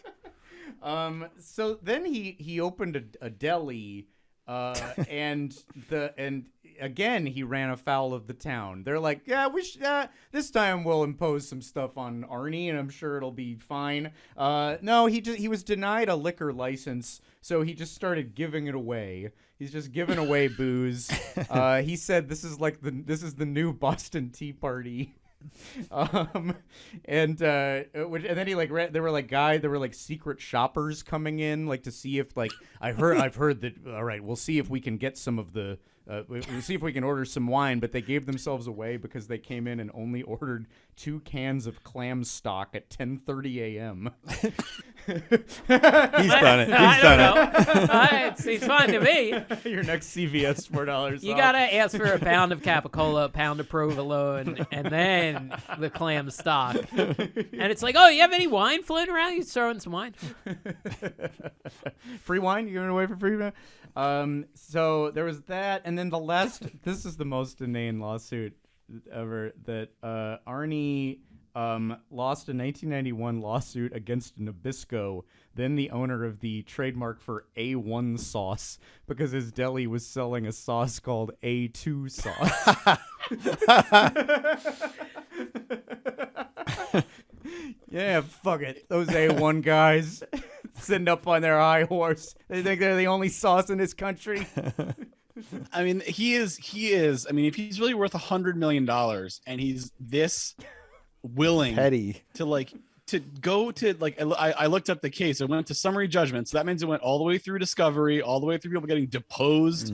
They did probably trademark surveys to see like what the public, how famous A1 is, and who was associated with what, all that kind of stuff. And so it's probably cost hundreds of thousands of dollars. And he got his clock absolutely cleaned in the decision because, yeah, of course. But somebody got paid a lot of money to work on that for probably Yeah. a couple years. Like, it's completely insane. You're right that he would not think like that he has no case. Probably somebody told him right away, "You are not going to win this." Like hell, I ain't. We're Right. going. Well, right, because his attitude was, fuck them, and it's like, well, Nabisco has a little bit more of an ability to fight things and maybe inclination than, a suburban town that's just like, oh God, okay, he's willing to spend any money. All right, we're gonna roll over here, Well, there is an I'm obscure. gonna open the Nabisco Porno Theater. That's his big threat. Why didn't he repeat And then he gets sued for trademark infringement again. You see, that's what would happen there. We got a wall with a glory hole, and the hole is in the O of Nabisco.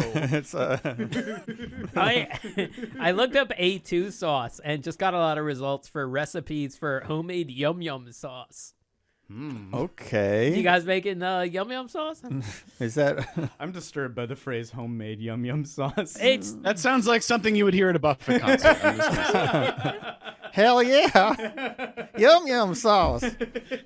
it's just hot sauce, cayenne, mayonnaise, sugar, garlic. It's just like a spicy mayo. It seems like. Well, Ketchup. that's one Yeah. way to make it. Yeah, I know. I know another. Hey, I got another idea for yum yum sauce too. Mr. Hokel, But yeah. I'm probably not. It tastes any good. I'm just a Hokel. Final preparation step says put yum yum sauce on the glass. Oh. You could get kicked out of a concert for that. Yeah. I think. Even the parking lot. All right, let's wind this guy down.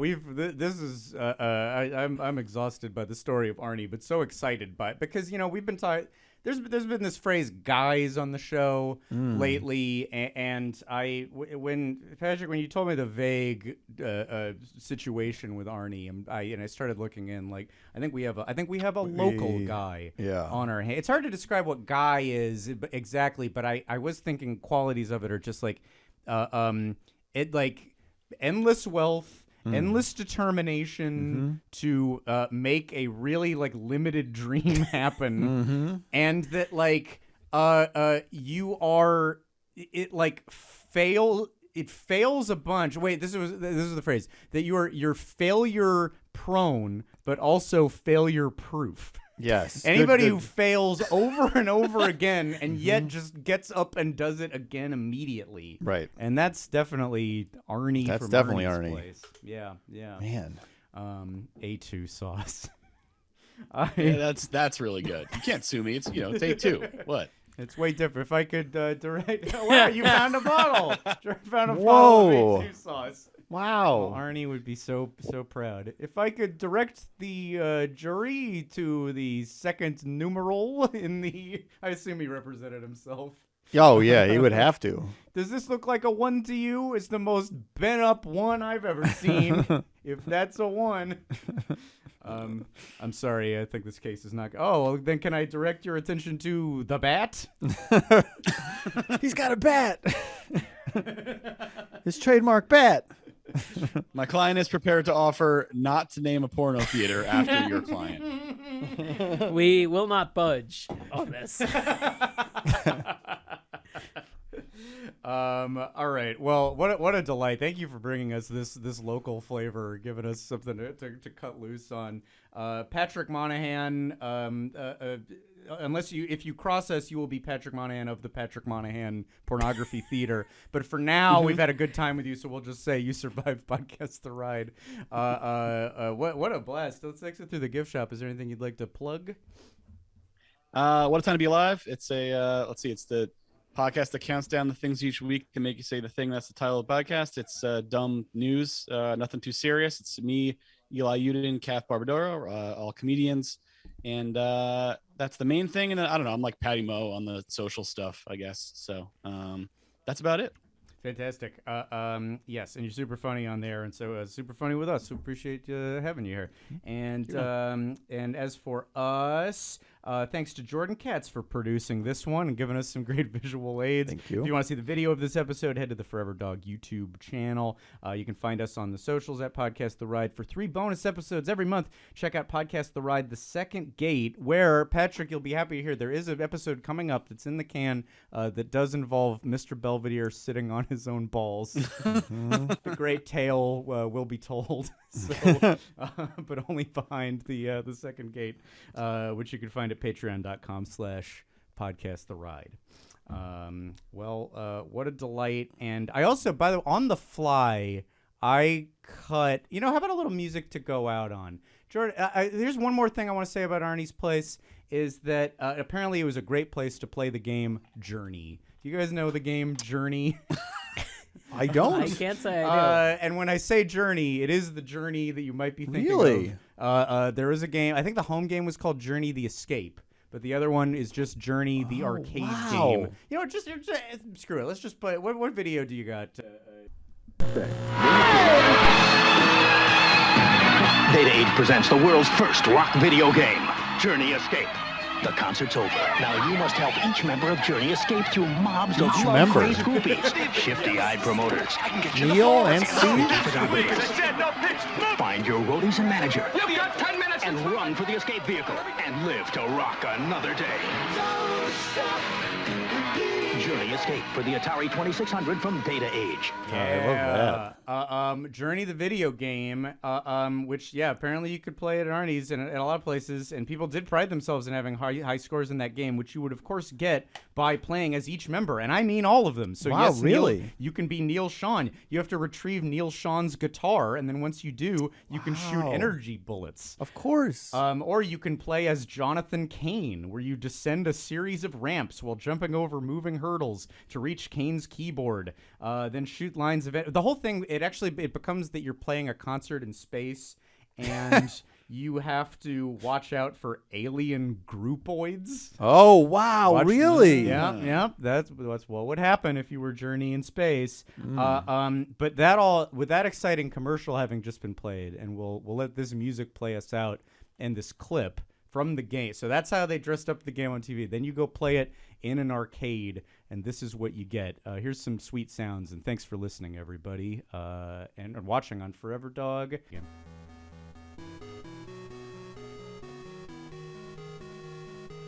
Steve's going to get his microphone and stand. Oh, he got it. That sound was him getting it. And now he's about to die. Oh my God, Steve Perry has been compromised to a permanent end. Forever Dog. This has been a Forever Dog production. Executive produced by Mike Carlson, Jason Sheridan, Scott Gardner, Brett Boehm, Joe Cilio, and Alex Ramsey. For more original podcasts, please visit foreverdogpodcasts.com and subscribe to our shows on Apple Podcasts, Spotify, or wherever you get your podcasts. Keep up with the latest Forever Dog news by following us on Twitter and Instagram @ForeverDogTeam and liking our page on Facebook.